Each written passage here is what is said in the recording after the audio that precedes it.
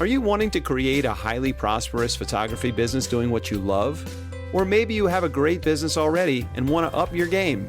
Then you're in the right place. Master craftsman photographer Lucy Dumas and her guests are here to support you on your journey. Now here's your hostess and tour guide, Lucy.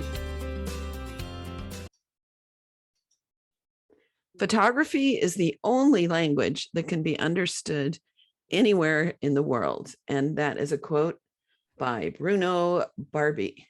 So I'm super excited to have you on the show today. And I could probably talk to our guest, Larry HERSBERGER, for like 6 different episodes, but we're going to see if we can confine it to this one. Before I tell you who this amazing human is, I want to encourage you to go to lucydumas.com, Lucy with an I, get on, grab one of the gifts there, and that will get you not only the gift, but you'll get in my mailing list so that you can get newsletters about shows that are coming up and anything that I might be offering, like a group coaching program that I've been planning to restart in the next couple of months. So anywho, so here is the deal about Larry HERSBERGER and the art of magic and light. Ta-da! He is an internationally acclaimed and licensed artist. He's a storyteller, a writer, a designer, a PPA master photographer. He's currently living in Tampa, Florida, and Greensboro, North Carolina. So he has a studio in each one. Is that right, Larry? I have a satellite location in Greensboro. Okay. But my studio and home is in Tampa now, or just outside in Odessa, but it's Tampa. So thank you. So he's globally known for his innovation of magical Santa photography, magical snowman, vintage baseball, and fine art classic portraiture. And as I'm looking at the scene behind his head, there are Christmas ornaments, lights, garlands, all kinds of Christmas stuff. So he's the real deal in this magical Santa photography. He also speaks internationally and teaches. He has been in over 4,000 studios. So I'm going to ask him more about that. But Larry, thank you so much for saying yes to being on The Profitable Photographer today. Well, first of all, I thank you, and I love the name of your podcast, The Profitable Photographer. I am all about that. Do I hear a leftover Canadian accent, Larry? You do. It's still there. Yeah, I was born and raised on the prairies, and on a farm, and I love that upbringing. It was a good way to be raised. So my first question is, and I'm looking for like a minute and a half on this, Larry.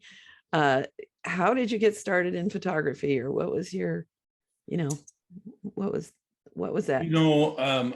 I've been an artist all my life. I mean, I could draw, just a God-given talent when I was a kid, and so I did a lot of portraiture, drew a lot of portraits for other farmers and whatnot, and that was when I was in my early teens, even before then, and I just loved to draw.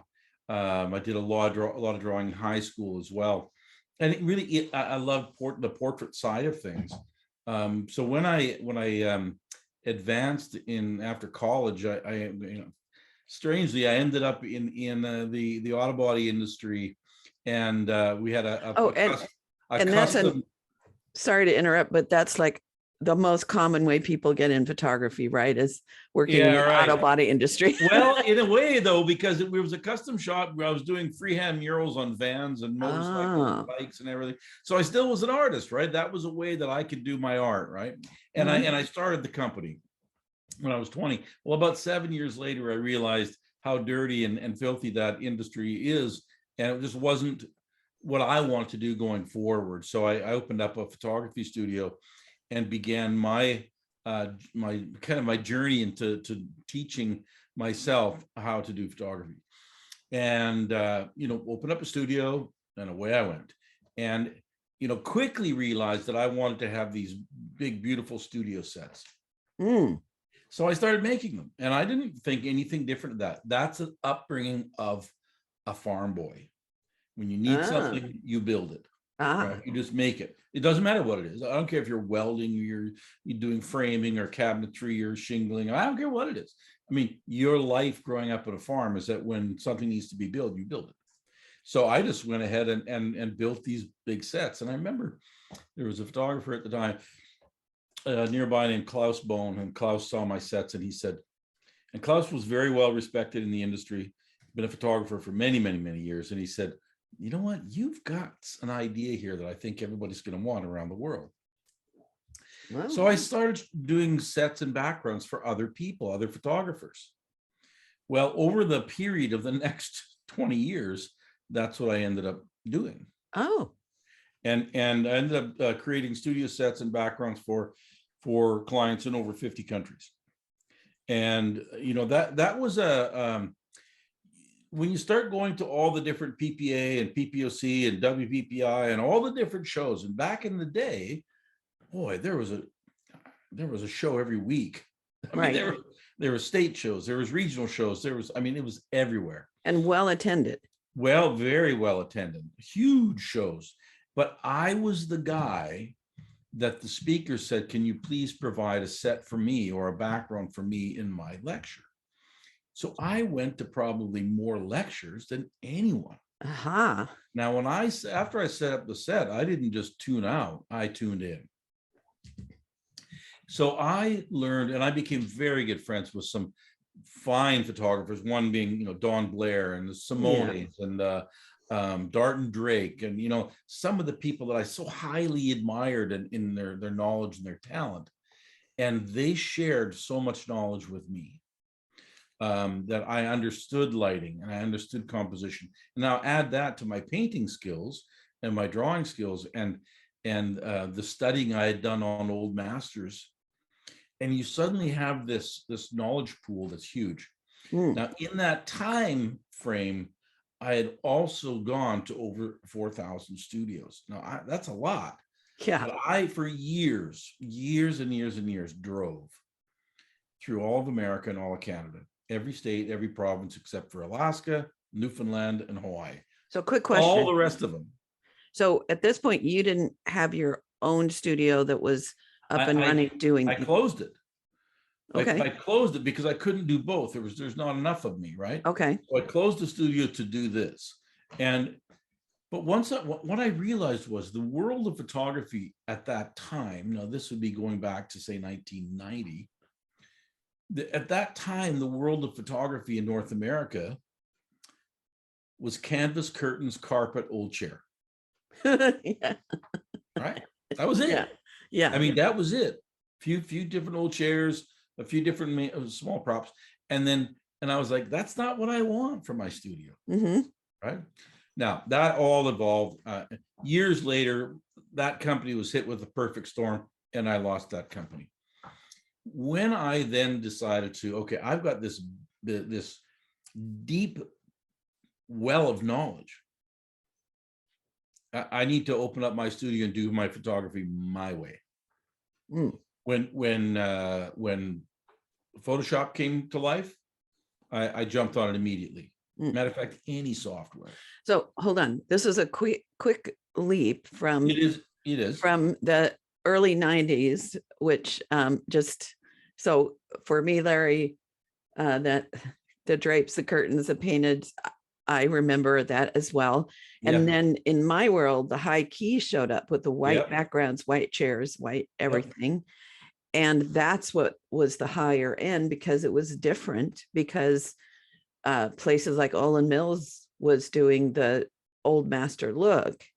And I did that for a few years and then realized I hated it because I couldn't get any shape in the light. And then I did that same thing. What do I love? And realized I loved simplicity, medium key, black and white, babies without many clothes on, warmth, natural. I didn't need props except maybe a bunny to keep a kid's hands in place. So your journey went to studio an incredible storytelling and mine, but we both said, I don't like this. What do I like? And so I Right. think that's something I just want my listeners to know is it's great to copy. It's evolves. great to do something. At a certain point, I'm guessing you'd agree that in order to stand out, you want to find out what floats your boat.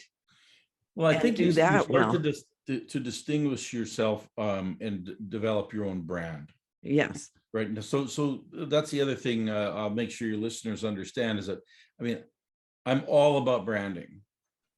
Mhm. I'm just so specifically connected to branding.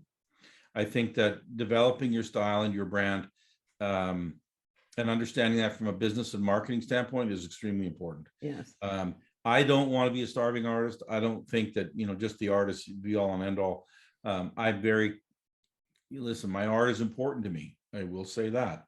But at the end of the day, it must be sold. If not, it just sits on the hard drive or it sits in a closet. And that does nobody any good at all. So can you, because some people think of a brand as, okay, what would my client like? And I'm going to make a logo and just pick colors and call it my brand. Can you define branding in a deeper, more insightful way? Because I love helping people. I do an exercise when I'm coaching where we're searching for their unique brand. We do a craft project, we do a visualization. And so I'd love to hear what that means to you. Sure. I mean, your brand starts by, get up in the morning, go stand in front of a mirror, take a look. That's your brand today. Yeeks. Can I put on my lipstick first? Listen, when it's only you looking at your brand, you can be whatever you want. Okay. But when you're ready to get out in the public, that's your brand. That is part of your brand. What other people see about you, that is part of your brand. You are your brand. Right. Okay, so that's the first part of what a brand is. The second thing is, it's how you, in your entirety, if it's a business, how does the business in its entirety make others feel? Okay, what is the product? And if it's an art-related product, what does it end up on? Right? How there's an art-related product must have a viewer, or it's really not anything. So how many viewers do you going to have? What's your who's your target viewer and target audience? Your brand is going to fit with that, right? So you can start to make, list those questions for yourself and say, well, okay, what do I want? Who do I want my art to be seen by? And what is the art that I want to create from me? Because if art is you, and you look in the mirror and you see you, okay, and then you create that art, is that art truly you? So like my high key stuff, not truly me. Correct. So is that the brand you really want? Right? It's still a brand. Whatever you choose to show is still a brand. It's your brand. If your name's on it, it's your brand. Right. But, I think it takes a great deal of fearlessness to step out and say, I am going to be my own brand, and I'm okay if it fails. Because here's the thing about branding and art in general. If I make art, a piece of art that satisfies my soul deeply, and then I show it to others, and it doesn't connect with anyone, but it still connects with me, is that necessarily a failed brand? It is if I'm trying to make a living with it. Right. If I'm doing it as a hobby to satisfy me, it's absolutely a success. Right? Because you don't know. I mean, you're only doing it for you anyway. So I don't care what anyone thinks, but this is what makes branding challenging. Right. So if you're going to develop artwork, that is something new, that connects with who, right? Does it connect with a small little sliver of people, or does it connect with the mass of society? Mm. Okay, well, I'm going to choose to create a brand that connects with the mass of society, right? I mean, that Right. makes logical business sense, because there's going to be a bigger audience looking at my brand and feeling good about it. Mm-hmm. And then I thought, you get thinking, when you're creating that brand, well, what's the most powerful branding time or most powerful product selling time in the world? I bet you have Christmas. oh, sorry, I didn't mean to step on your It's okay. big reveal. Okay, But it's Christmas, Christmas. right? Yeah. I mean, it's the bulk of all companies' sales, Right. Christmas time. Yeah. So if I could create a brand that already has a very strong selling market, and then also connects with people's heart and soul and minds on the general public stage, Mm-hmm. now I'm creating a brand. And if I can make that now that art, so I love it. Ah, Now I've captured the four or the three corners. three The corners triangle. are what again? Right? It's do I love what I'm creating? One. And then down the corner is does a large audience love what you're creating? So are you Mhm. creating so a large audience can appreciate that? Okay, so volume. Yeah. in short. And then third is it already in a time frame that is pre-marketed? Ah, like Christmas is pre-marketed already. right, right. So other examples of that are a wedding, senior portraits, newborns, Sure. that there's a built-in audience for those. It's got a built-in audience that's volume. But where this particular product that I'm talking about with my Christmas work, it has that third leg, and that is it's pre-marketed, and technically, why does it connect with such a large volume of people? Because young, old, male, and female love it. Mhm. They all love Christmas. They all love Santa. They all love snowmen. Mhm. But also it's part of, and this is a big one, it's part of our folklore. Ah, So it connects to society, right? I It love that. connects deeply to society. Got it. Because Now- it's the Santa and Christmas trees are not they're not religious symbols. So there's a broader Correct. audience, there's a broader appreciation than, than the things related to the actual celebrating the birth of Christ. So it's got more Correct. universality. But it's funny you bring that up, because I'm a writer as well, and I'm a big believer in storytelling. So every image has to tell its own individual story, because we make these beautiful, huge piece of artwork. And, that one image has to grab people's attention and like hold its gaze like now. Mhm. But it's one of a sequence of images that tell a story. And that story is the child's dream on the night before Christmas. And in the dream, they go to Santa's workshop at 5 to midnight. Well, in that dream, can Santa not teach the child the true meaning of Christmas by reading the child his favorite Christmas story, which is the birth of Christ? Uh-huh. But he doesn't have to for people that Correct. Because I'm the connect. writer, I can either write that part in and bring the images in, or I can. So that's why everything's done in advance. And that all actually fits with the marketing and sales system. Okay. That's so important, because to this point, we've just talked about creating a brand that's a look. And why is the look so powerful? But so now you get an idea of why I made the decisions. And this is a glossed over version of why I made the decision to create the storytelling art that I do.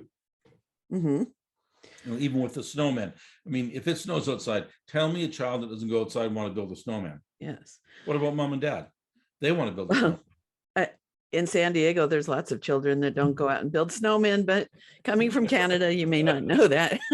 Well, I know, but even if they could, they would. They would. Oh, absolutely. Yeah, Yeah. I think that's the interesting part of this. Yes. That's the interesting part. Yes. So Larry, can you explain, and I would encourage people to go as quickly as you can to tell me the quickest place for people to see these photographs that Sure. you Well, do. there's a couple of different things. Artofmagicandlight.com, I think, is one that's very important. Artofmagicandlight.com. Okay. And then the other is masterpieceartwork.com. Okay. So I'd encourage people to go there, maybe even pause this if you're home, so you can look at his work so that this makes more sense. But People, go to one more site is important. It's okay. One more site's important. That's kissingtreestudio.com. Okay. Kissing Tree Studio. Okay. Yeah. So go look at his work. If you're driving, Larry, I'd like you to just describe just in a nutshell what makes this different than Santa portraits. And I've got air quotes around it where there's, volume Santa. So when I first started the magical Santa photography, there was nobody doing it. The world was Santa pics. Right. All studios. And I know because I've been at all the studios. Right. Like, I mean, there was nobody doing what I do, even though some may claim, but I know for a fact at the time, there was no magical Santa photography. Every studio out there was doing Santa pics. And the shtick. It's like you book a day or 2 days in November or December, you hire a Santa, you book as many kids in 10 or 15 minutes or even 5 minutes per kid, and you run as many kids through as you can, and each session's maybe worth $80 or maybe max $150.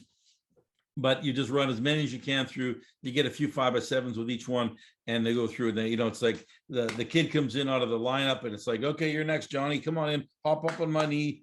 Okay, what do you want for Christmas? You want a truck? Okay, great. Smile at the camera, and they turn and smile at the camera. Click, and then it's like, okay, have a great Merry Christmas. Ho, okay, run along. Get out of here. Okay, Jennifer, come on, hop up here on my knee. And they repeat the process. Yes. Meanwhile, the photographer's going click, click, click, click. Some of the kids are screaming. Some of the kids are laughing. Some of the kids are whispering into their ear. But it's as fast as it can happen. After 2 days, the photographer is frazzled, and they've made $10,000 or $20,000. And they've got a lot of production work to do after that. Yeah, but it's over, but they're so glad it's over. And it's like, okay, good, that's done. Okay, so what are you doing that's completely different? Yeah, what I do is so different. Because what I do is I've got a beautiful set up that is Santa's workshop.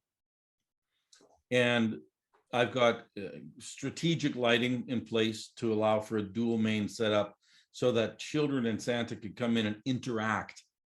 Now, I don't act as just the photographer. I act as the director.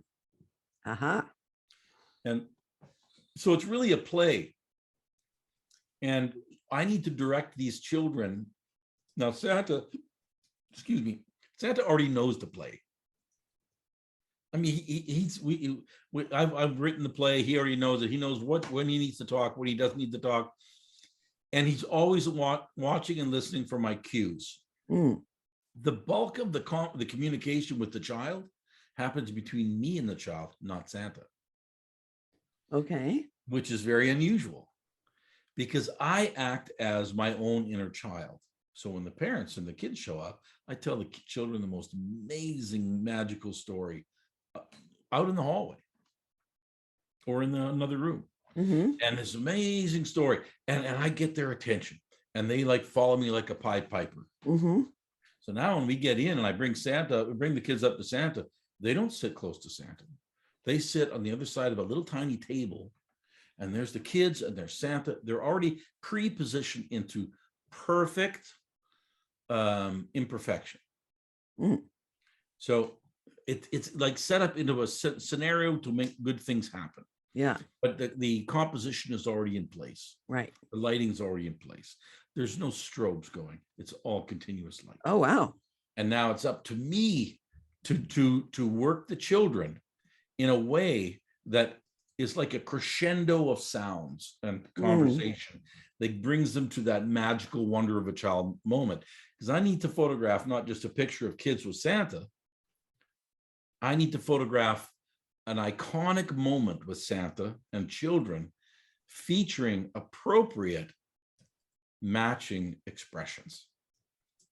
That's a big difference. Yes. That's a huge difference.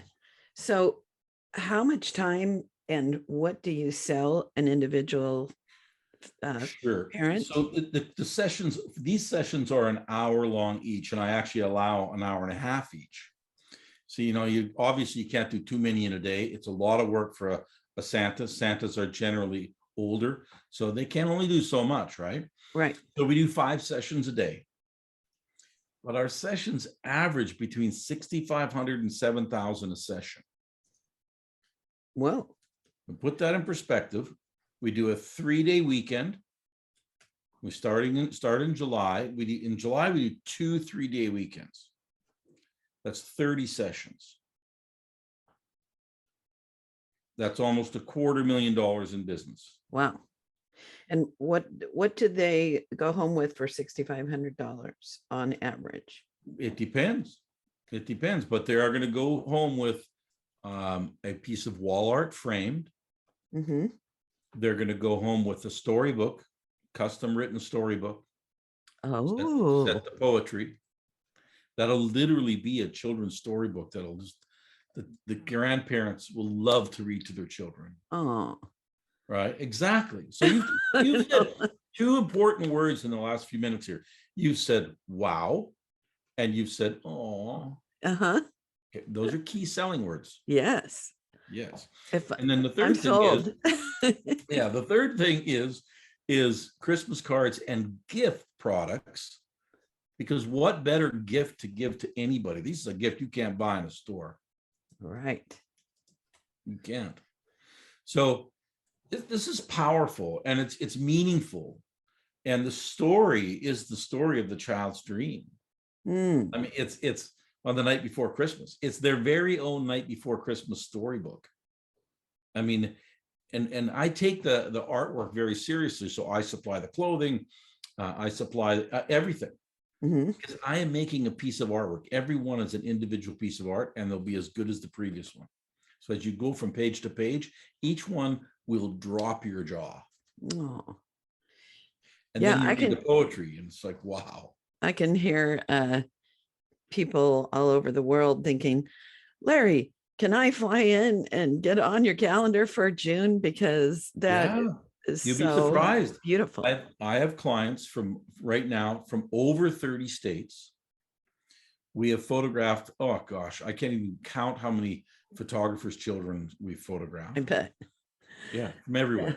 Yeah. But just last year alone, last fall, we had people fly their kids in from Vermont, from Massachusetts, Arizona, Texas, Tennessee, and then all the states right around North Carolina. And this was for one month of capture in North Carolina. And people came from that far.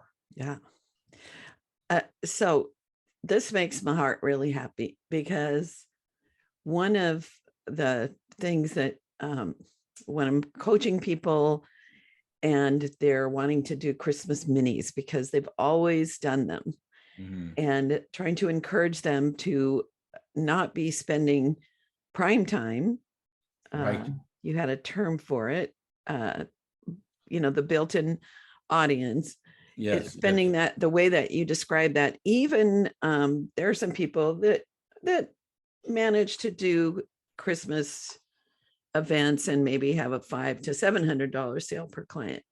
But the work and the way it takes the time away, and the potential clients who would buy a beautiful book, a wall portrait, gifts, and invest well, if they've got this Christmas mini option, then how many people might we be losing that would have loved an hour plus session. So it makes my heart happy to hear you explain how to think bigger and why, those 2 Christmas mini weekends, usually people are starting them too late in Way my too late. experience. See, we start in July. We do July sessions. Now, last year we didn't do August and September because we had this beautiful baby. Yes. Right. And so we didn't do any sessions in those 2 months.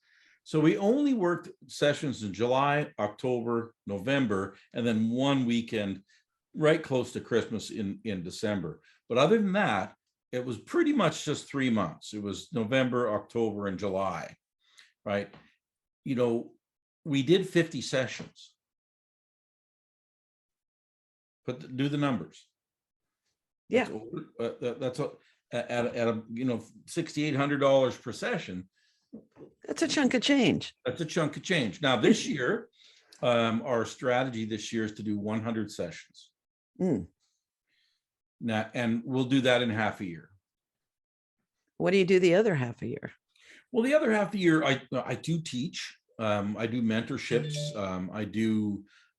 We also at Masterpiece Artwork, both Ella and I, my wife and I, who's my partner, she's extraordinarily talented as well, and she and I do beautiful oil paintings for our clients.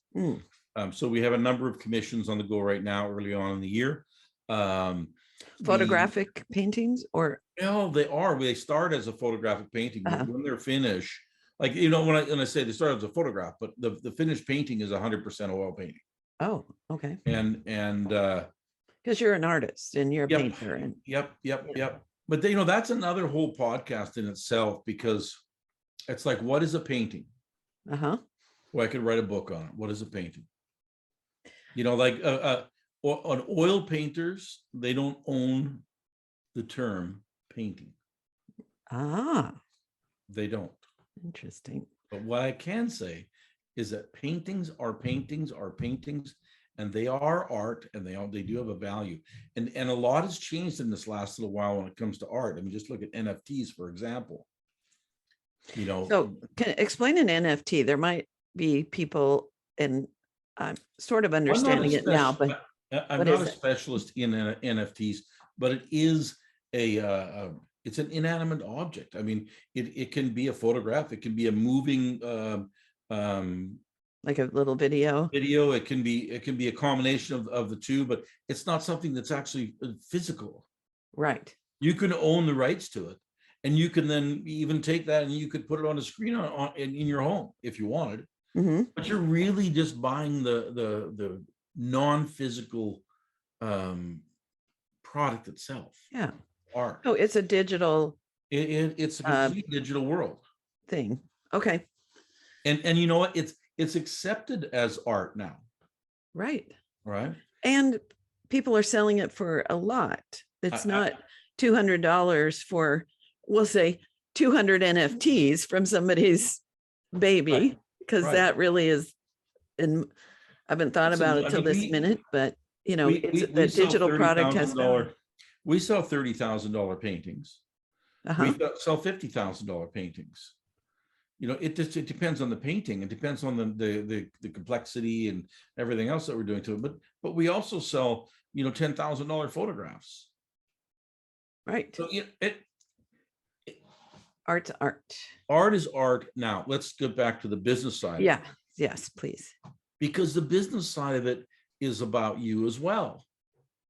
I was teaching a workshop the other day, and because we do live workshops at our studio as well, and then I have my mentorship, and I also have an online academy. But, I was teaching the other day, and I said, I asked everybody what was the most expensive one image that they've ever sold, photograph. So everybody told me what it was, and there was, it was all over the map. And I said, okay, I'd like you to sell me one of your pieces of art. So one of your photographs, I'd like you to sell it to me, quote me at $10,000. So you start, go ahead, to quote me, right? And they couldn't get it out of their mouth. Ah, right. And I said, well, it's just us here. It's just this is all not real. I mean, they're like, I don't really think that people would buy my work for that much. And I said, oh, so the issue is you. Mm-hmm. It's not your piece, because your piece doesn't care what you sell it for. And Right. if someone really likes it, they might be willing to pay that much. But if you're not offering it for that much because you don't think that you're worth it, that's your issue. Right. Right. So that's that mindset question that comes up a lot is. Remember that I said at the very beginning, you look in the mirror at the start of the day, and who you see is your brand. Right. So who you see is either that person that can say $10,000 or not. And sometimes all it takes is practice.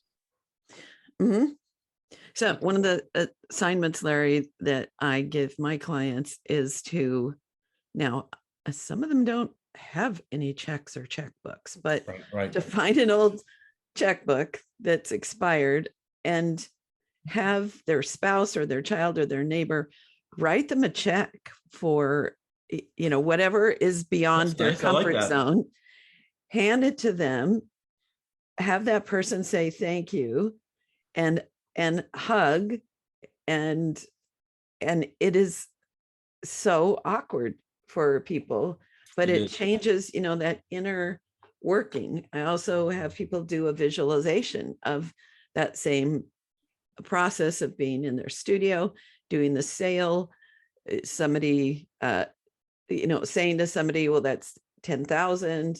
And they say, great, do you want check or cash? And like go through many times. And then of course, do you know who Ed Booth is? Oh yeah. Too tall, Ed, 6'9". Sure. He used to lecture a hug with every booking. And so you always want to imagine that hug and how grateful the clients are that you've provided what you have for them, and that $10,000 is a bargain because they get to love it the rest of their lives and have it be more and more valuable. So I love that, Larry. Yeah, I tell people I'm the most inexpensive right now that you'll ever get me.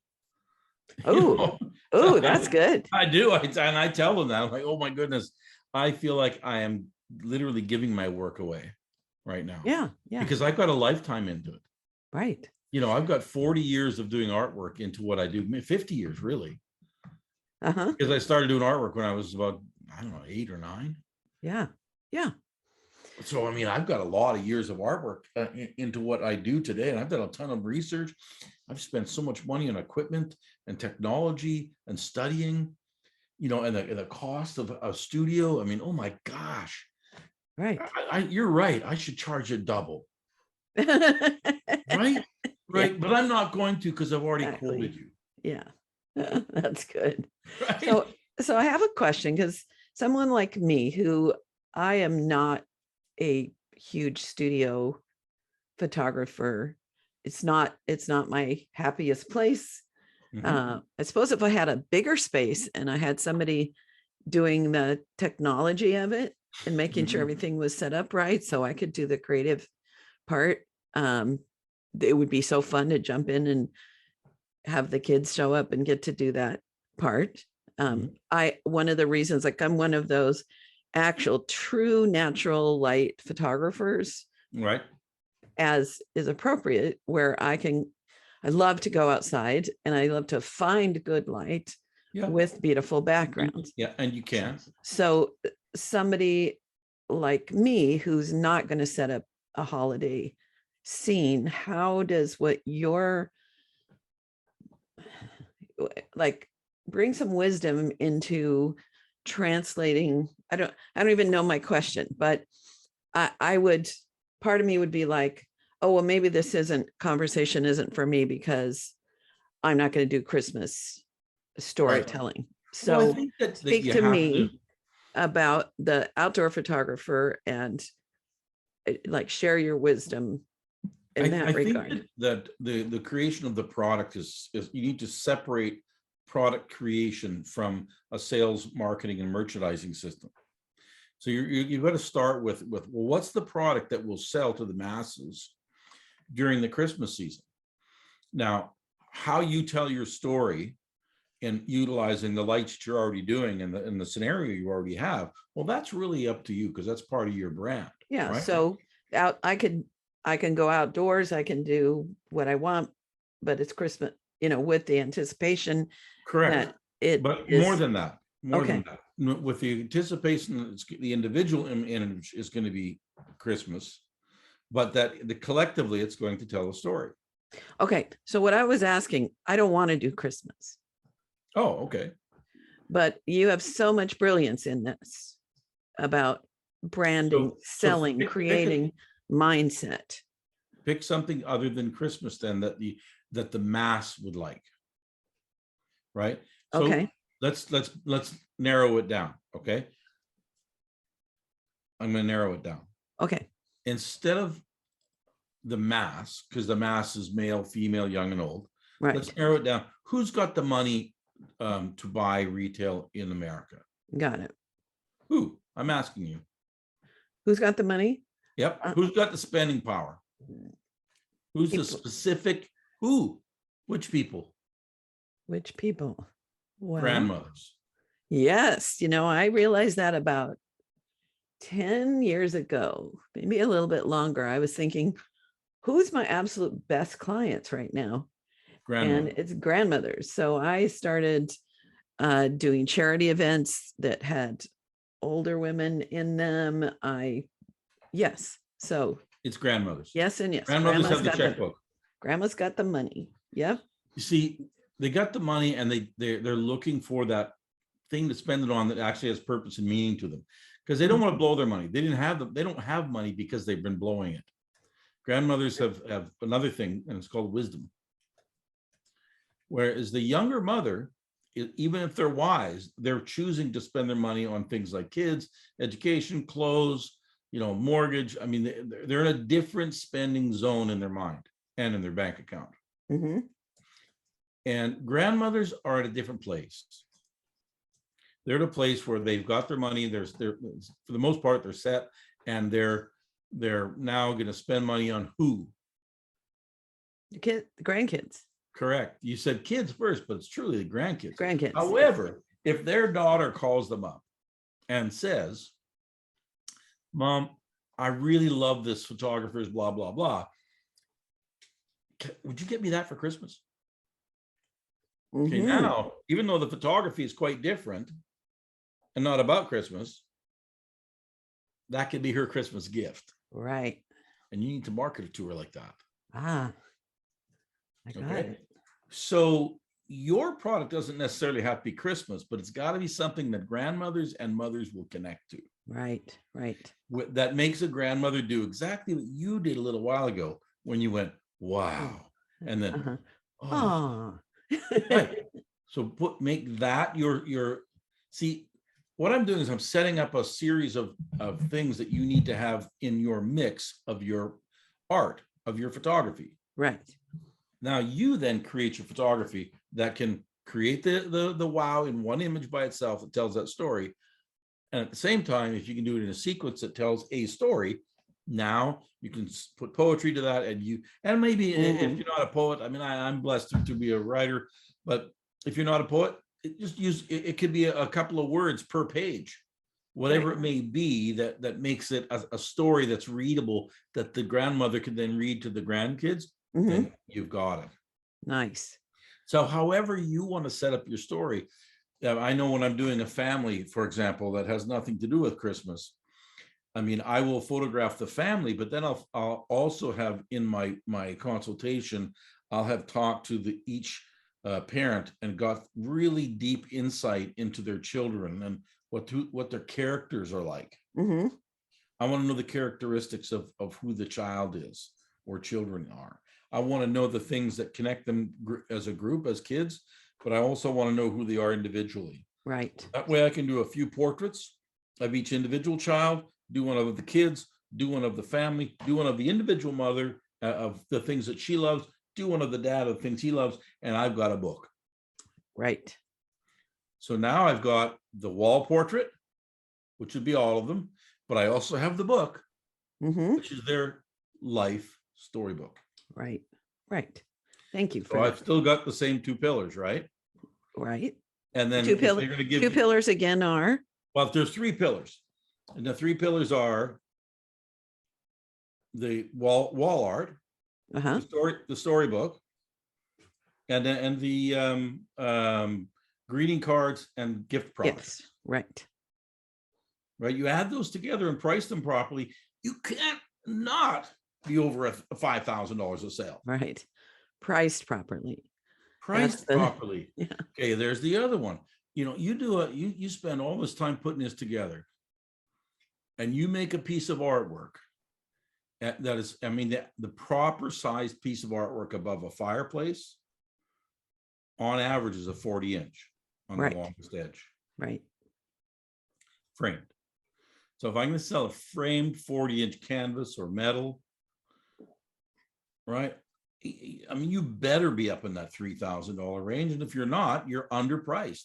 Mm-hmm. Right. So let's just say that's $2,800. Uh-huh. And now you put together a whole book with, say, 17 beautiful pieces of artwork per page.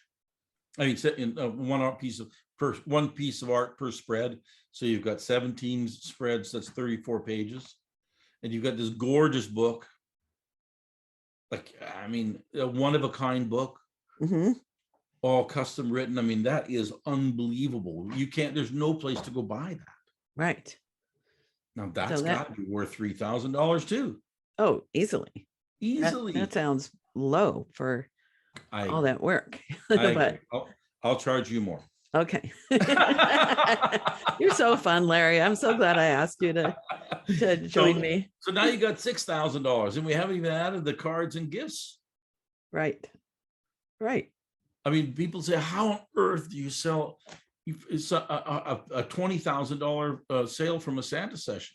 I'm like, I sell 5 books because the grandmother wants one to have, each one of their children to have one for their kids. Uh-huh.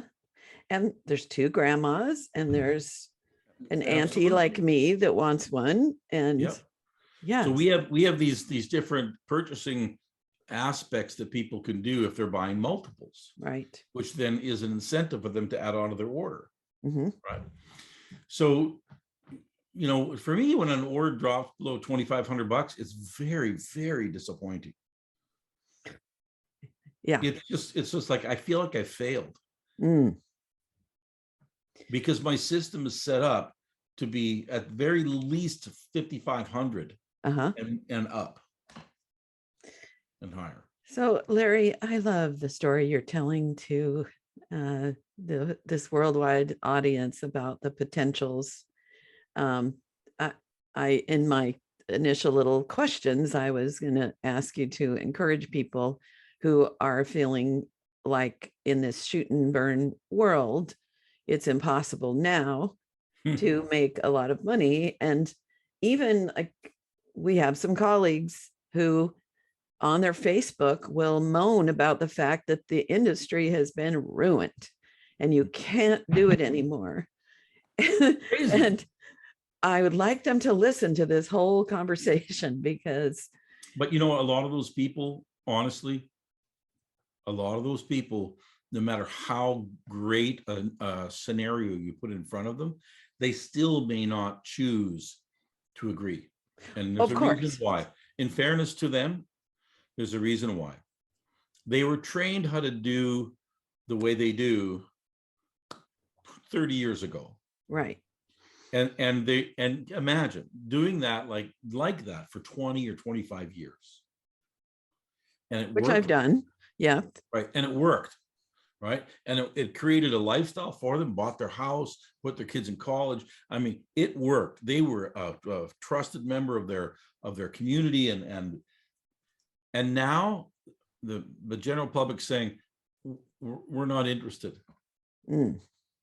Instead of saying we have to change, they're saying something's wrong with the industry. Right. There's no interest to it.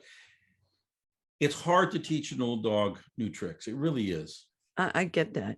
It is. And I'm not like that, honestly. I'm like, I'm constantly evolving and evolving and evolving. It's like a And I shark. like evolving. Shark, swim or die, right? I just want to move. I just want to keep making and doing. And I want to innovate and I want to lead. So what's your encouragement for new people that see how many the shoot and share photographers are out there charging almost nothing, or that they think it won't work in my area, or everyone wants fill in the blank? I mean, I think everything. I do this even remotely, where I will go to a different state and go to a hotel, and I'll set up at the hotel and a really high end hotel, and I'll set up and I'll shoot for a 3-day period or maybe 6-day period, and then come back, do all the digital work and make all the sales via Zoom. And the averages are still the same because the system's the same. Yeah. So even if truly someone lives, you have no studio. Yeah. You could still do this and be extremely successful. Yes. And maybe just go to an area where there's more ideal clients and then come home and do the work if there's truly not the income in a certain community. Is that what you're saying? Yeah, kind of. I truly believe that I don't care where you're from. The clients are there. And I'll tell you why. I believe that. Not that long ago, if you go back 15 years to buy a Ford pickup, you could buy a brand new Ford pickup for about $7,000. Right. A fully loaded one, max $15,000. Mm-hmm. Now a fully loaded one, Ford pickup, is $70,000. Wow. And the same people that were buying the $15,000 one are buying the $70,000 one. Now, they still made a purchasing choice. And if you were to go to their homes, they have made other purchasing choices that are expensive as well. But if you make what you do not a value orientated and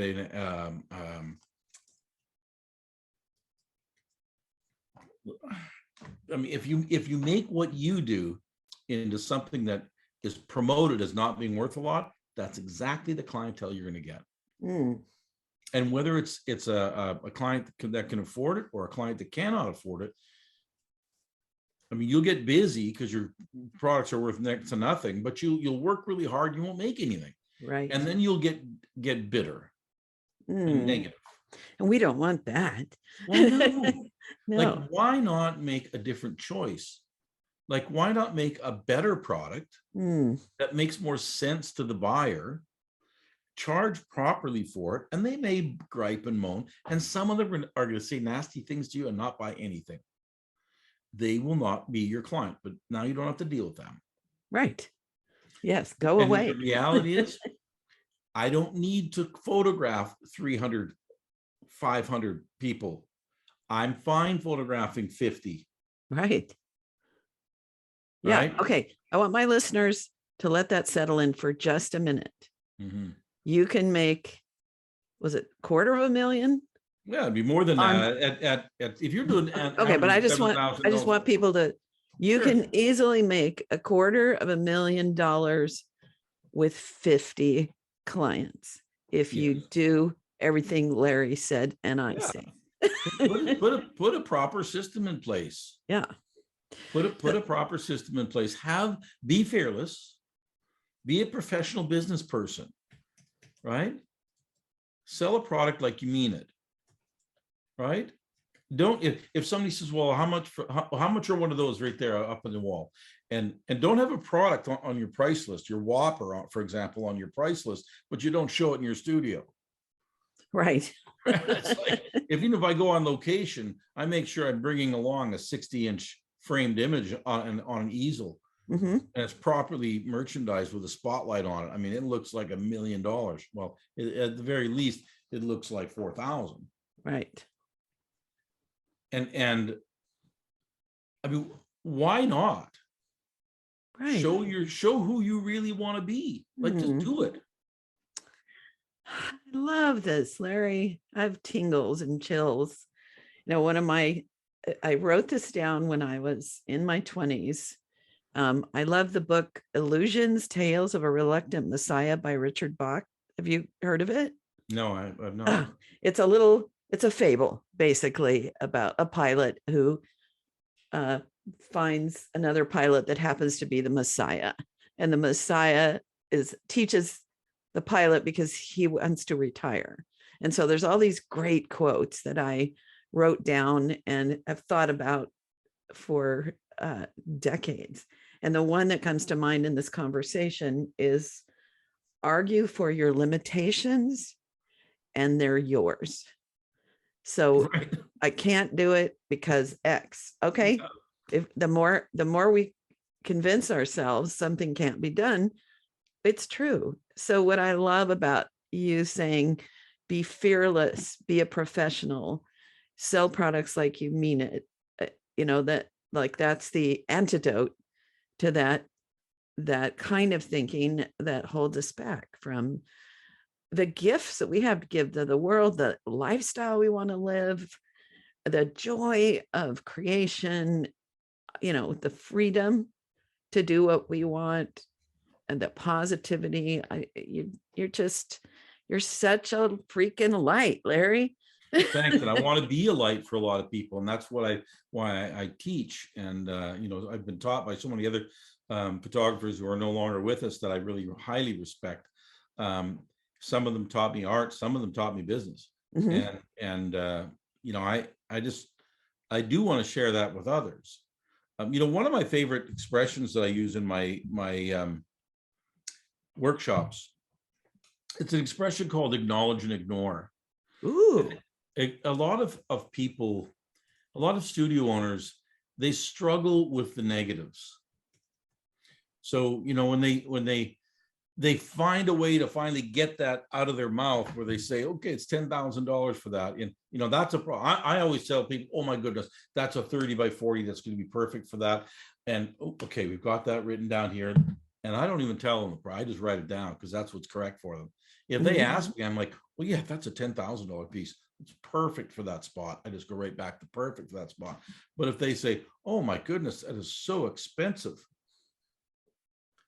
Right. You acknowledge that's a negative comment. I go, oh, Mrs. Smith, I absolutely appreciate a good budget.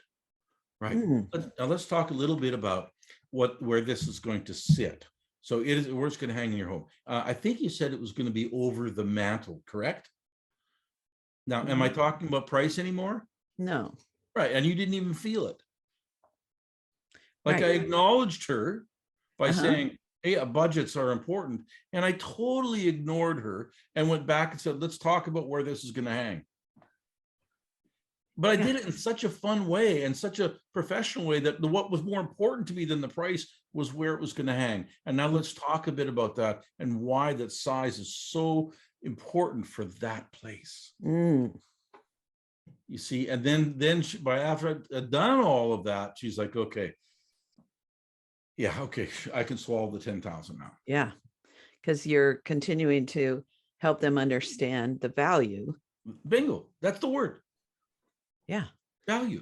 Without, because I think a lot of people, when they're like, I don't know how to explain the value of what I do, they're looking for words to say, you know what, this is the, I don't know, some script, as opposed to what you just did, which is kind of tell a story. They acknowledge, I love that word, and kind of let that feeling of the value kind of blossom in their heart. It's your job. I mean, they don't buy wall art every day, right? But you sell it every day. So who's the consultation person here? Who's the authority? You are. You better be, right? And you need to be that authority through knowledge. Right. All right. And this is what I provide them. Now, I have another thing that I do in the sales segment of my teachings, and everything's systemized to me. I teach a system of being able to communicate with a client or with anyone for that matter. I don't care. Maybe you're a parent with children. It's the same system applies when you're trying to get a kid to eat their lunch or their breakfast. But it's called education, promotion, close. I need to educate the education part is me educating about you and you educating yourself about me. And the promotion part is you learning about what I do that can solve your problems. And the close part is me getting money out of your pocket. Right. And that's the fun part. Oh, they're all fun. Matter of fact, the education part is really simple because it's coffee talk. I mean, you and I could sit and talk for hours and we'd go back and forth, and I'd learn more and more and more about you, and you'd learn more and more about me. And as long as you didn't try to sell me something and I didn't try to sell you something, it would be just a stress-free conversation. Right. That's the education phase. Now, this is the really, truly the small version of this, but the promotion phase is now I establish something that has transpired in our conversation that I hear that you have an issue that you need solved. I mean, your issue is you want to put a big, beautiful piece up in your wall. Maybe you want to buy a book so you can read kids. Maybe you want to buy a gift for someone else, but it'll come out in conversation. So then I can then tactfully say, you know, we have the most beautiful, beautiful artwork. And based on our conversation, your style is a little more traditional. And, you know, we have a beautiful line of traditional frames and would go with a more traditional canvas look. I think it'll be incredible for that. Now, I still haven't asked you we haven't talked about the image. We haven't talked about the price, because that's over here in the close part. Right.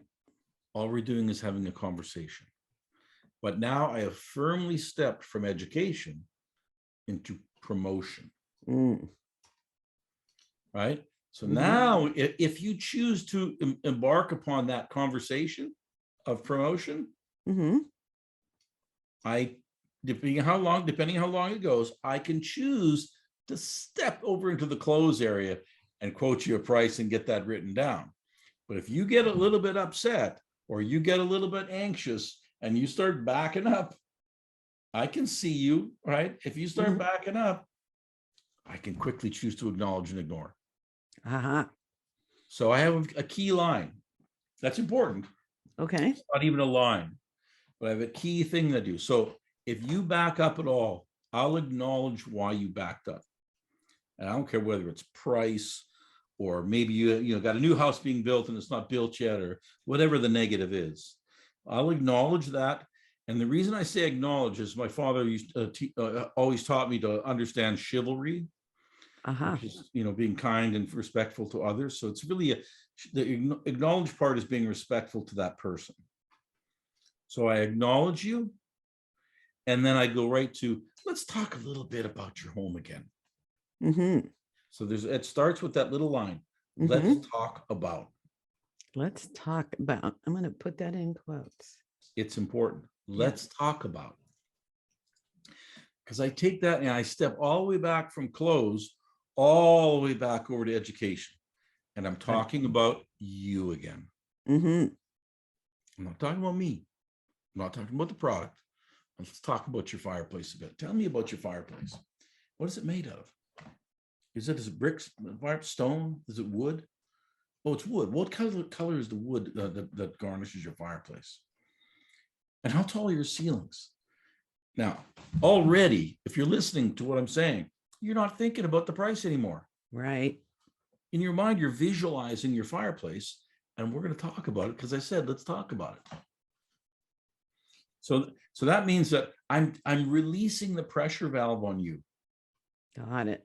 Completely, so that you can talk about you again, which is the most easiest place for anyone to talk about.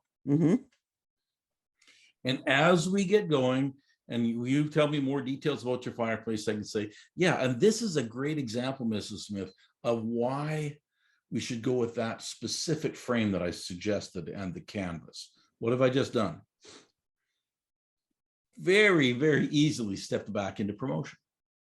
Right. without you even knowing it, I'm a step closer to close again. Right. Right. And you're more comfortable talking about that canvas in the frame. And because I know you need to be eased into it a bit, I might say, you know, there's actually 3 frames that are work really great right now.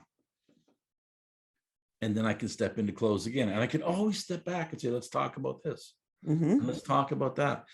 So there's a method to all this that makes it easy, Right, fun. And quite frankly, unless someone says no to me 3 times, I will continue like that. And if they say no to me 3 times, then I always close something. And that is the ability and a time and a place to give them a call back to discuss further. So always close something is really important too. So anyways, this is all part of my sales process. yes, yeah, But it's meant to get the results, because after all these years and then creating beautiful artwork and then going through all the effort of putting it all together, quite frankly, I don't want to give my work away. right, Who wants to work a whole year and just work so hard, do so much editing and artwork and so much work with clients and quite often get beat down as an artist and photographer. And at the end of the year, you got, you know, 30 grand left. yeah, Who wants that? yeah, yeah. And some people would be delighted if they could even get to that point, but I love but that you're helping us not after 10 years. think. Yeah, exactly.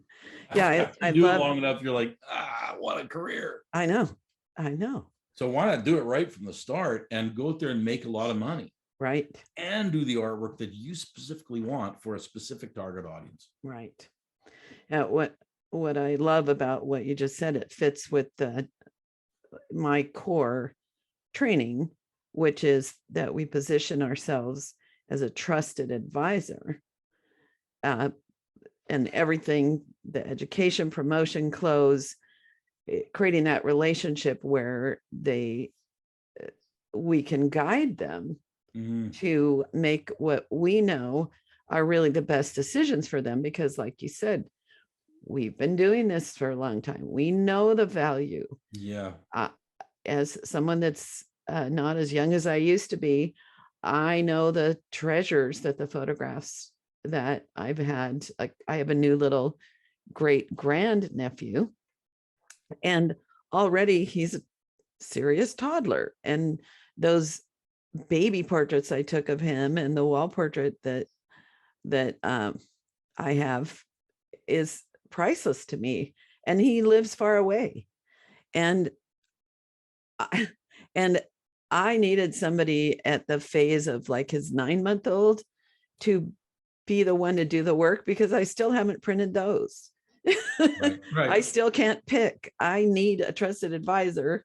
So I love that. Oh gosh, I think we could talk forever, Larry. Yeah, it's what I love about it is that I love it. Yes. Yeah.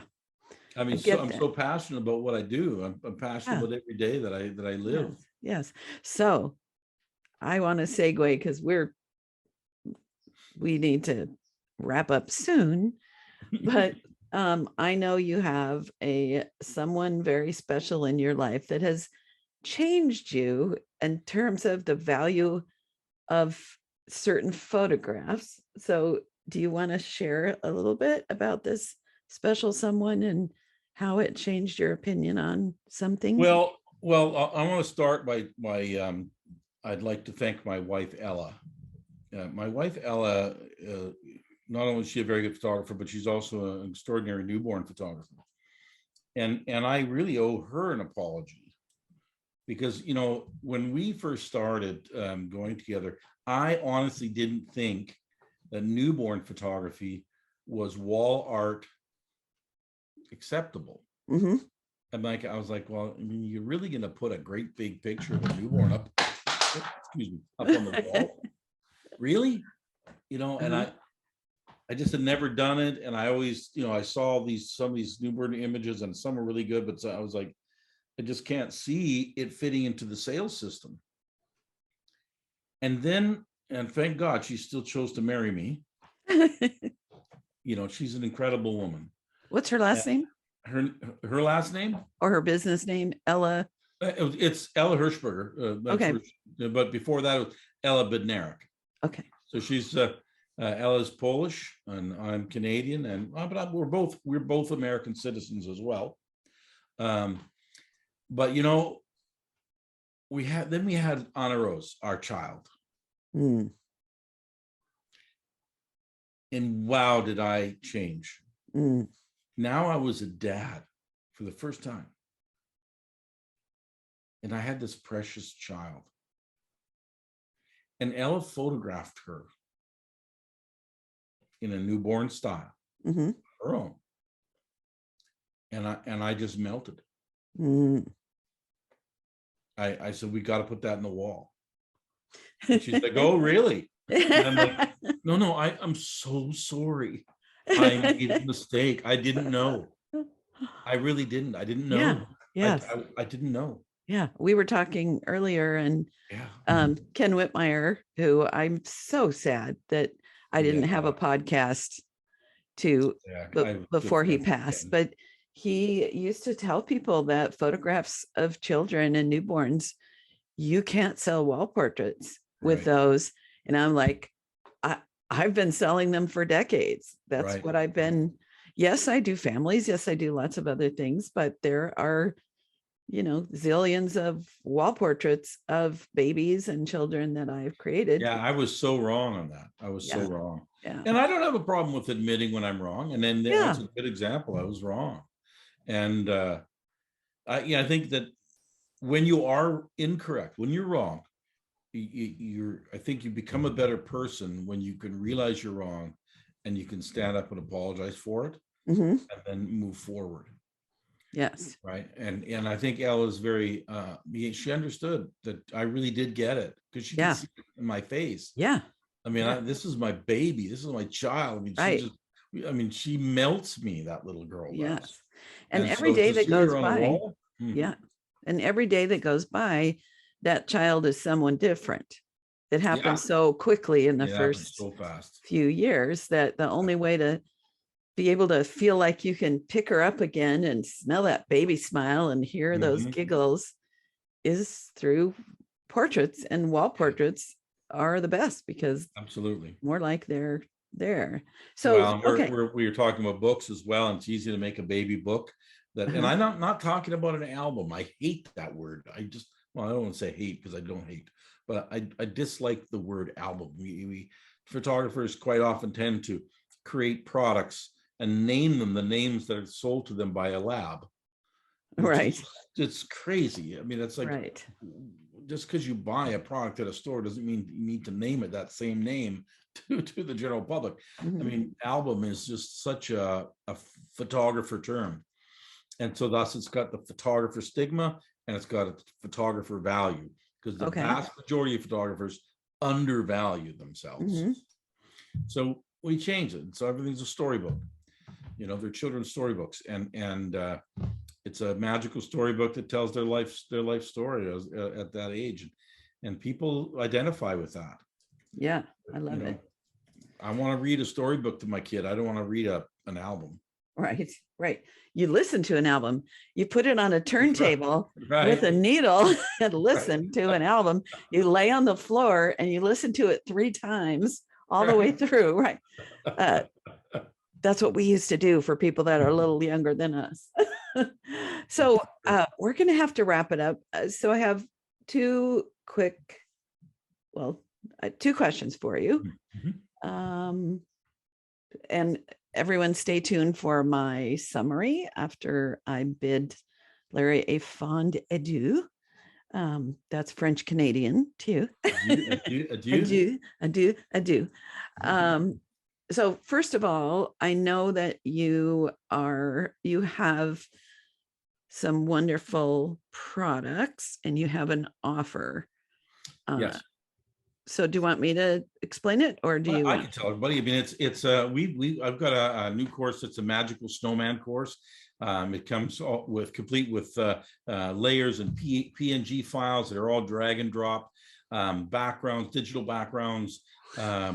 you can green screen your clients and coordinate their clothing in winter wear, and you can create the most amazing winter portraits, even in San Diego or anywhere else in the world for that matter. Do you want to build a snowman? When you're in a place where there's a lot of snow already, things are not perfect outside. It's hard to photograph when it's windy and cold and snow, and, and when it's too hot and there's no snow.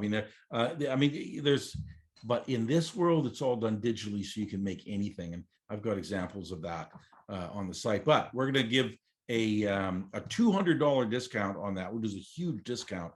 Yeah. And you just the promotion code is Lucy, all in caps, LUCI 200, and just use that and go ahead and book your course. You'll get access to it for a full year, and the items, though, the PNG files, whatnot, those are yours to keep and keep using. And you can find that at artofmagicandlight.com. Artofmagicandlight.com. I'll have just one of us say that. Do you want me to say it, or do you? Yeah, go ahead. No, I'm sorry. Okay.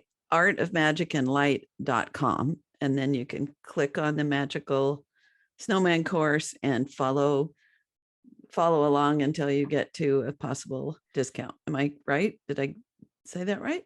Yeah, you just put the code in when you're checking out. Yeah. And this is how I seen your name. I'm sure I've sat in on some of your classes over the years, but I think it was Lisa Evans that used that. And I was like, oh my gosh, how did you do that? What? I made a mistake. I just was informed that the code isn't Lucy 200. It's just Lucy. Okay. So do we want to? Do you want me to redo that? Yeah, if you could make the description just a little bit shorter. Sure. Just because I want people to stay tuned for the wrap up, Sure. and yeah, we don't want them to glaze over. Okay, so I have two questions for you before we wrap up. One, I know you have a special offer with a code for one of your amazing products. So that's my first question. What is that? How do we get that? Okay, it's for the Magical Snowman course. In that snowman course, you'll get video tutorials on how to create this magical snowman art. You'll get PNG files that are drag and drop. You'll get digital backgrounds. You can literally create snowman art anywhere in the world. Nice. Now, all you got to do is log into artofmagicandlight.com, and when you check out with the snowman course, just put in all caps Lucy, LUCI. Thank you. And the reason, Larry, that I got I need to get Larry on my show is I think it was our friend Lisa Evans or someone who posted a photograph that she'd done using your magical snowman course. And I was like, there's no snow where you live. How did you do that? And then down the bunny trail, I went with I need to get Larry on the show. And I'm so glad I did. So the last question is just, either was there something that you'd be like, oh, I wish I'd have shared this tip, or just a kind of a final word to leave our listeners with? Yeah, I think it starts with being fearless and learning proper business skills when it means, yeah, you got to understand that you got to make a brand and your style. But you know what? More important than that is understanding the business model. And that is being able to create a product from your photography that the masses will love, to learn how to merchandise it so it gives it more value, and 3, market it to a specific audience that is meant for that product. Like, you're not going to market pickup trucks to someone that lives, in a high rise. Right. That's not going to be your target market anyways. And then number 4, price it properly. Don't be afraid to price your artwork. And someone say, I don't think it's good enough to price it that. You know what? Your buyer will tell you whether it's good enough or not. You shouldn't tell yourself anything. Mm. Never price your products based the way you personally buy. Right. Ever. And then the last step to that is be fearless and put a proper sales system in place. If you don't know what a sales system is, you need to go learn how to sell. Yes. Yep. It's not something to be afraid of. There's no fear and there's no shame in selling. Right. I've got kids. I've got to put them through university. I've got a mortgage. I've got a car to pay. I've got clothes to buy. I want to take my family on a vacation. It's all got to be paid out of the sale of a photograph. Right. So why should I give it away? Exactly. And what I find as I'm helping people is the sales system is actually the easiest thing to learn. How you get yourself out there in the world, that can be and attracting those clients, that can be a little bit trickier to me, but there's just steps that when I was shopping for a luxury bed, latex, super comfortable, 30-year life on it. So it may not, well, I hope I outlive it. but and I went to 3 different stores and they were like the classic. And I've taught on this of what not to do, what was okay, and then what was the place where I felt seen and known and heard and inspired. And I spent more than I planned and I was happy to do it. And the woman, the place, everything was set up, and I could, being a teacher and a sales, I enjoy selling. It was just so clear. And I bought into it, even though I could see that it was the formula. It still was sincere. It wasn't phony. Right. So anyway, well, Larry, I hope we can hang out together sometime. Are you going to WPPI? Can I answer a question that you just had? You just asked the question, and you stated something I think a lot of photographers aren't sure about, is how to get themselves out there. And I think that is a big problem for people. I think it's a big stumbling block for photographers, especially young photographers. Right. Let me give you an example. One of the products that we've added onto our product line is true oil paintings. Now that's a time-consuming process to do an oil painting. An oil painting can take anywhere from a week to 5 weeks. You can't do very many in a year, so you got to price it pretty high. How am I going to find those clients? Right? So I made sure that I was dressed to the nines. Right? Went and got the exact outfit on that I wanted to look like $100,000 would look walking through the door. Right. Or more. And I went to I looked around at all the top car dealers in Tampa, and there's one that sells exotic cars, Ferraris and the like. And I went there and I walked through the front door with a portfolio. And I asked to speak to the owner or general manager. And I sat down and I had a game plan in place already of how I could help their establishment. What could I do for you? And he loved it. Now we're in their magazine. Everyone that buys a car gets a car magazine. We've got an ad in that. And everyone that buys a car receives one of our gifts. Which is a discount on getting a portrait of them in their car. Now, when someone's spending $200,000 or $300,000 on a vehicle, I think they might want a portrait of their car, of them in their car. But it took me saying, I'm going to get off my butt. I'm not going to whine about it. I'm going to go figure it out, make a system, and I'm going to go and present it. Right. So, do you know who Gary Larson, the Far Side cartoon? Yep. My very favorite one, there were some buzzards in a scraggly old tree looking over a field full of wildebeests, and buzzards have to wait for something to die. and the one of the buzzards said, "Patience, hell, I'm going to go kill something." And so to me, dressing to the nines, going to a dealer whose clients are the client base that would appreciate what you do, is going out there and killing something. Yeah. And, making your own fortune. Just go do it. Life is really short. It's so darn finite. Even if you live to an old age, say I lived past 100, right? I've only got 40 years left. Right. I mean, that's just little time. But you know what? You don't know if you're going to die tomorrow. I could finish this podcast and stand up and have a heart attack. You don't know. Yeah. Please don't. But yes, I'm just saying, I know. Life is short, and it's part of a much bigger picture anyways. Yeah.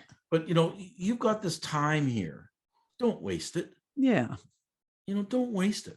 Like, make a plan, stand up, get excited about your life, and then go do it.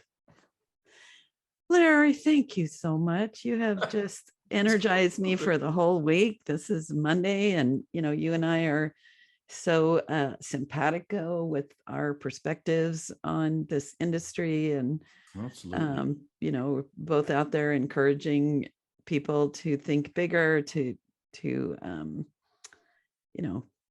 don't know, make it a success. So thank you for being on the show. Remember, everyone, to stay tuned for my wrap up. And Larry, you're just a gem. Thank you so much. I appreciate that. This is why I do the mentoring. This is why I offer the educational things that I do, because I think there's so many people out there that are right on the edge of taking off in their life. Mm-hmm. And they just need that little bit of positivity and a system to get started. And then it's like you light a fire underneath them and watch them go. Yeah. I've got clients that have gone from zero to making 6 figures easily in year after year after year. Yeah. Same. That's exciting to me. We share that heart. And there's exciting millions of people around the world working on being successful. So there's plenty of work for you and I to do. Well, thank you for inviting me on. I appreciate everything you're doing. And from the bottom of my heart, thank you. I appreciate it. You're welcome, Larry. So I am back for a wrap up. I have so many notes. I'm not sure how I'm going to do that. And I may have to break this into 2 episodes possibly, because wow, that was a wonderful, deep conversation with lots of great ideas and inspiration. Before I do, just remind you, LucyDumasCoaching.com is where you can find a way to email me if you'd like a quick conversation, and you can get a couple of gifts, both on marketing and anywho, check that out. So let's see. So Larry started out as an artist. He traveled to over 50 countries helping build sets for people, and he learned a lot along the way. So we talked about branding and how it's about, first of all, looking in the mirror at who you are and what your brand would be, how you want people to feel or what they do feel working with you, what your target audience is, what your end product would be, what you want to create from your own soul, creativity, imagination. And he talks a lot about being fearless. I didn't ask him how we can do that, but I have a book I love called Feel the Fear and Do It Anyway. So for me, I can feel that fear, but I don't let that stop me. Well, sometimes I do, I'll admit. Anyway, He also suggests to find a product where a large number of people are going to want that, and that there is a time frame where it's what he called pre-marketed. So for him, Christmas, he starts that in the summer, and it's a built-in audience, and he creates stories with his photographs of kids with Santa as a part of the story. We talked about the difference between holiday minis and something very different that is not available. So I like that, and it doesn't have to be doing what he does, but doing something that is automatically in demand. So I like that. And then doing it, when thinking about his work, doing it in such a way that there's not even any competition. We talked about mindset, and if we're not charging well, the problem is us and not that people won't pay that. We talked about how grandmothers are the pot of gold at the end of the rainbow for being ideal clients for some of us. And he talked about, I loved the acknowledge and ignore when negatives come up. And then he went through his really sales system, education, promotion, close, and how he bounces back and forth before he gets to the close. Close, CLOSE, not clothing, between education and promotion. And that was just such a great conversation with somebody that has such a big heart and so much knowledge, and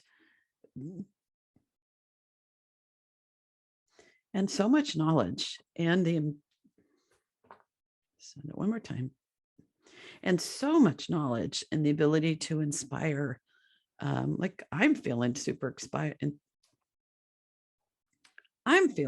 inspired right now to go out and be more fearless in sharing what I do, which is coaching. And I have an online course. I'll be having a sales academy group soon. So yeah, I'm feeling fearless, and I hope you do too, that you're feeling that, because this was, as all of my podcasts are, I have amazing guests and I always feel inspired by them. So that's it for now. Stay tuned for next week. I suggest you listen to this one again, because there're just so many good nuggets. So we used to say TTFM, ta-ta for now. Bye. You have been listening to The Highly Profitable Photographer with Lucy Dumas. If you've enjoyed this podcast, please rate, subscribe, review, and share. To connect one-on-one and learn more about our coaching programs, just go to lucydumascoaching.com. Until next time, go have fun photographing and selling your work.